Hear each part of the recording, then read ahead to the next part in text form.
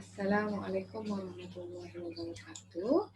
Alhamdulillah kita berjumpa lagi dalam program Adventures of Al-Quran daripada kami, kelas mengaji Pusat Pengajian Al-Quran Al-Badadi Seksyen 14 Pelitanan Jaya. Jadi untuk hari ini saya adalah Ustazah Hajar. Okay, saya akan ringkaskan sedikit berkenaan dengan dua surah. Jadi saya mulakan dengan Bismillahirrahmanirrahim. Untuk hari ini, ringkasannya adalah berkenaan dengan surah As-Saff dan juga surah Al-Mumtahanah. Jadi surah Al-Mumtahanah kita tengok dahulu, surah yang ke-60. Okay, saya ulang sekali lagi, nama surah adalah surah Al-Mumtahanah. Okay, surah yang ke-60 yang ada di dalam Al-Quran dan ia merupakan salah satu daripada surah Madaniyah. Okay, surah ini mempunyai 13 ayat, okay, dia tak banyak. Dan ia adalah tergolong dalam surah pada juz yang ke-28. Jadi apa makna Al-Mumtahanah ini?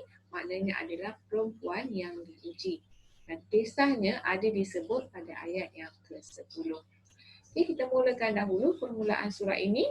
Di awal surah ini Allah telah melarang orang Islam menjadikan orang kafir yang memusuhi Islam sebagai teman rapat. Jadi ini dia panduan yang perlu kita ikut. Allah telah melarang untuk kita tidak mengambil orang kafir itu sebagai teman rapat.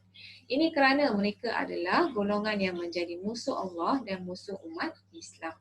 Kenapa? Sesungguhnya Allah itu maha luas pengetahuannya. Ia mengetahui apa yang tidak kita ketahui.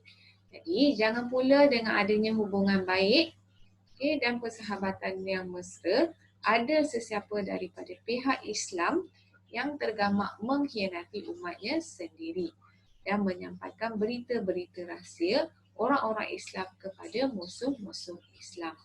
Jadi kita sesama kita pun jangan kita membongkar sendiri rahsia tentang umat-umat Islam kepada orang kafir.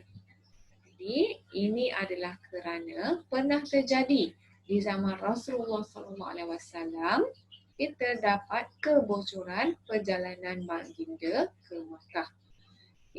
Ketika itu Rasulullah SAW ingin memulakan perjalanan ke Makkah. Tetapi telah terdapat kebocoran perjalanan tersebut, telah diberitahukan kepada orang kafir. Apabila diketahui tentang rahsia pihak Islam ini, ia boleh membahayakan keselamatan pihak Islam, lebih-lebih lagi di dalam peperangan. Akan tetapi Allah tidak melarang untuk kita mengadakan hubungan baik dan berlaku adil dengan pihak yang bukan Islam. Allah hanya melarang untuk kita berteman rapat, tapi Allah tidak melarang kita untuk berhubung baik dengan mereka. Selagi mereka ini tidak memerangi Islam, ini adalah untuk kebaikan bersama agar kita, iaitu umat Islam dan bukan Islam, dapat hidup aman dan damai. Cuma larangan ditegaskan tadi, jangan dijadikan teman mesra. Dan ingatlah, sesiapa yang menjadikan mereka teman rapat, maka mereka itulah orang-orang yang zalim.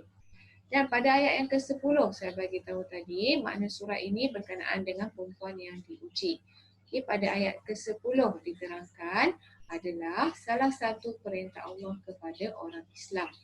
Apabila ada orang perempuan yang mengaku beriman datang berhijrah kepada agama Allah, maknanya ada seorang perempuan telah datang, yang dahulunya bukan Islam, telah berhijrah memeluk agama Allah, maka Allah perintahkan bahawa perempuan tersebut hendaklah diuji keimanannya. Jika benar perempuan tersebut beriman, maka jangan dikembalikan mereka kepada orang-orang kafir seperti perempuan itu mempunyai suami tetapi suami itu adalah orang kafir. Ini kerana status perkahwinan itu tidak lagi sah. Perempuan tersebut tidak lagi halal bagi orang-orang kafir tersebut sebagai isteri. Begitu juga sebaliknya, iaitu orang kafir tidak halal bagi mereka sebagai suami.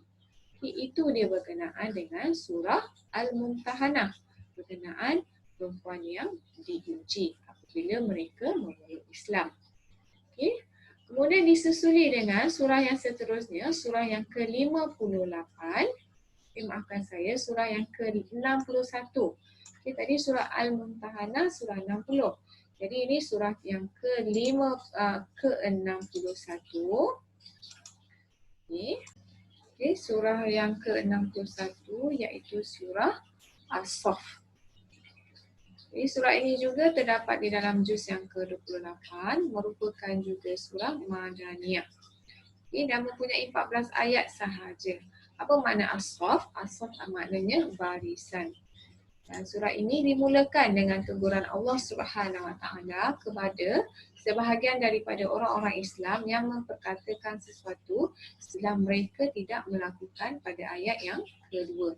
Dan diikuti dengan ayat yang keempat yang menjadi tajuk surah itu iaitu barisan.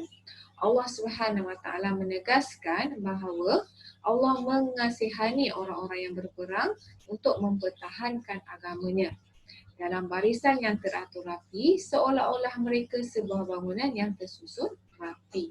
Jadi digambarkan, mereka yang mempertahankan agama Allah ini, yang berada dalam barisan yang tersusun rapi adalah seperti bangunan yang kukuh berdiri. Jadi ini menanamkan semangat jihad yang ingin berjuang mempertahankan Islam daripada sebarang pencerobohan. Teguran ini pada mulanya ditujukan kepada sesetengah pemuda-pemuda Islam yang ada pada zaman Nabi Muhammad SAW yang pernah menyatakan kalaulah mereka mengetahui apakah sesuatu amalan yang disukai oleh Allah Subhanahu Wa Taala, nescaya mereka akan kerjakan. Tetapi apabila mereka diberitahu tentang amalan itu, apakah amalan itu? Mempertahankan agama Allah dalam barisan yang tersusun rapi, berjuang menegakkan agama Allah, maka ada di antaranya tidak mengutarakan apa yang telah mereka katakan. Dan kemudian pada surah ini juga Allah Subhanahu Wa Taala menerangkan bahawa tidak ada yang lebih zalim daripada orang-orang kafir musyrik menyembah berhala, kaum Yahudi dan kaum Nasrani yang telah diajar oleh Nabi Muhammad SAW supaya memeluk Islam, tetapi mereka tetap mengingkarinya. Jadi usaha Nabi Muhammad SAW tu berterusan mengajak kaum lain memeluk Islam, tetapi mereka masih lagi berdegil. Mereka senantiasa berusaha hendak memadamkan cahaya Allah, yakni agama Islam, dengan mulut mereka, sedang Allah tetap menyempurnakan cahayanya sekalipun orang-orang kafir tidak suka akan yang demikian. Dan pada akhir surah ini Allah Subhanahu Wa Taala menunjukkan kepada orang-orang yang beriman sejenis perniagaan. Maafkan saya ulang lagi sekali. Akhir surah ini Allah Subhanahu Wa Taala menunjukkan kepada orang-orang yang beriman sejenis perniagaan yang tidak akan mengalami kerugian selama-lamanya, bahkan akan menyelamatkan mereka dan memberi sepenuh-penuh kebahagiaan. Apakah perniagaan itu? Hendaklah mereka tetap beriman kepada Allah dan Rasul-Nya serta berjuang dalam membela dan menegakkan Islam dengan harta, benda dan jiwa mereka. Jadi itulah dia berkenaan dengan ringkasan surah As-Saff dan surah sebelumnya iaitu surah Al-Mumtahanah. Jadi semoga kita boleh mengambil iktibar daripada kisah yang diceritakan. Kita berjumpa lagi dalam surah yang akan datang insya-Allah. Assalamualaikum dan terima kasih.